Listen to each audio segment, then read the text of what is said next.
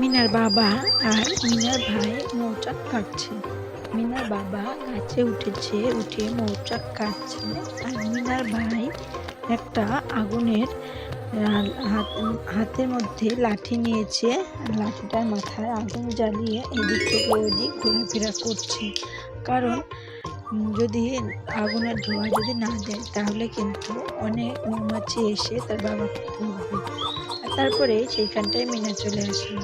মিনা এসে বলল ডাক্তার দিদা বাড়িতে এসেছে। তারপরে তারা মধু অল্প কেটে নেমে চলে আসলো। আসার পর তার বোনকে মধু খাওয়াতে লাগলো। তখন ডাক্তার দিদা বলল এইভাবে খাওয়ানো যাবে না, প্রথমে একটা শুদ্ধ শিশির মধ্যে মধুগুলোকে ভরতে হবে, তারপরে মধু খাওয়াতে হবে। তারপরে মিনার বাবা কিন্তু রাজি হলো। তারপরে মিনা কিন্তু গেল সেই মধু রাখার জন্য একটা ডিব্বা নিয়ে আসতে।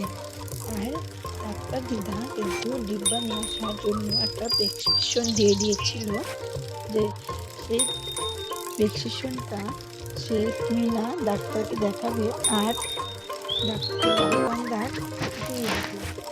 তারপরে কিন্তু মিনা তার জন্য চলে আসবে। মিনা দ্রুত সাইকেল চালিয়ে চালিয়ে যাচ্ছে। যেতে যেতে প্রায় অনেক দূর চলে গেল।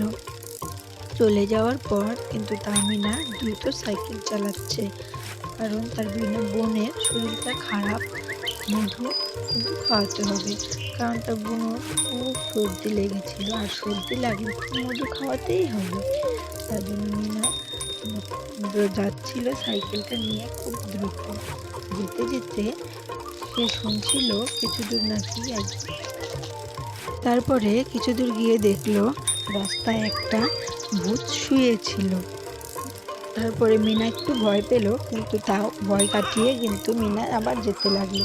কিছু দূর গিয়ে দেখলো আবার কিন্তু সেই চামুন্ডা, সেই ভূতটা কিন্তু তার সামনে আসছিল, কারণ সে মনে মনে সেটাই ভাবছে আর সেটাই দেখতে পাচ্ছে। তারপরে মিনা কিন্তু অনেক দূর গেল, কিছু দূর গিয়ে তারপরে দোকানের কাছে চলে আসলো। দোকানের কাছে এসে তারপরে মিনা সাইকেলটা দাঁড়া করালো একটা ঘরের সামনে। সাইকেলটা দাঁড়া করিয়ে তারপরে প্রেসক্রিপশনটি দোকানদারকে দিল।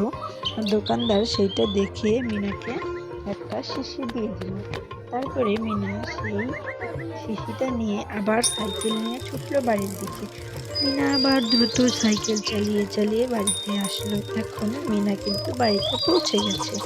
বাড়িতে পৌঁছানোর পর মিনা একটু সাইকেলটা রেখে দাঁড়ানোর পর তারপরে বারান্দায় চলে গেল। আর বারান্দায় কিন্তু ডাক্তার দিদা, তার ঠাকুমা আর তার মা তার ছোট্ট বোনটাকে নিয়ে বসে আছে। তারপরে মিনা সেই শিশিটা তার বোনকে তার ডাক্তার দিদাকে দিল। দেওয়ার পর মিনা ব্যাগটা রাখলো। ব্যাগটা রেখে কিন্তু আসলো। আর সেই ভূতটা ছিল, সেই ভূতটা নাকি এই গাছটাতে থাকে, সবাই বলাবলি করছিল। আর তার মা বলল তার বোনকে আনতে যেতে, তাই জন্য মিনা তাও ভয় কাটিয়ে সাইকেল নিয়ে গেল তার বোনকে আনতে। আর ভূতটা কিন্তু চিল্লাচ্ছে,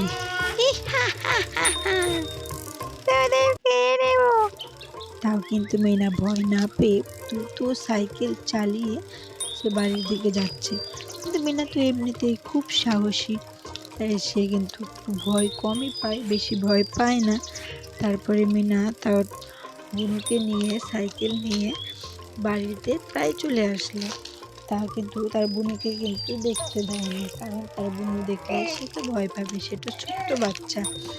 তারপরে তার ভাই কিন্তু ছিপ নিয়ে চলে গেল মাছ ধরতে গিয়ে সেও কিন্তু মাছ ধরতে লাগলো। একটা একটা করে ছিপে মাছ তুলতে লাগলো।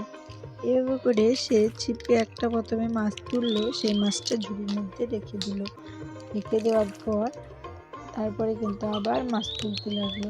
এরকম করে সে কিন্তু অনেকগুলোই মাছ তুললো। মাছ তুলে এখন প্রায় তার মাছ ধরা হয়ে গেছে। এখন বাড়িতে চলে